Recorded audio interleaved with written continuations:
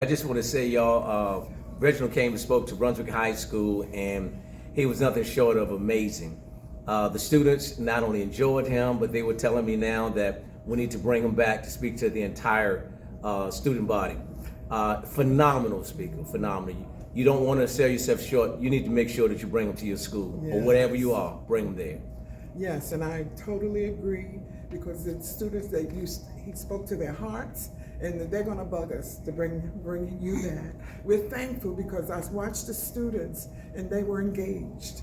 Your story really impacted them because a lot of them have the same kind of trauma that they're going through. So we thank you for speaking to that trauma today, and you're going to be back more than you think. Yes. I thank you so much for having me and my wife. Thank you so much. Thank you. That y'all coming in was a great experience, and it helped me learn how to get up and fight for what I want. Okay. Yeah.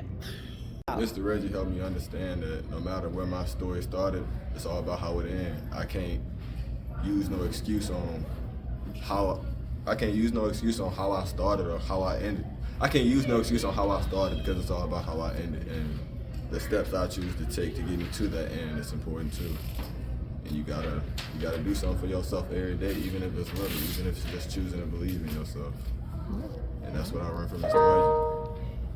So I was just telling Reg that I am an entrepreneur. I work in mental health and substance abuse and mental health therapy. And I is at the point where I feel like just calling it quits. And he spoke with us today, and I feel more inspired. I might need to go a different route with it, but I'm not giving up. And your name is? Letitia Gilligan. Thank you so much for sharing with us. In your life, what you've been through, whether you've been molested, raped, abused, talked about, that's a part of where you're going.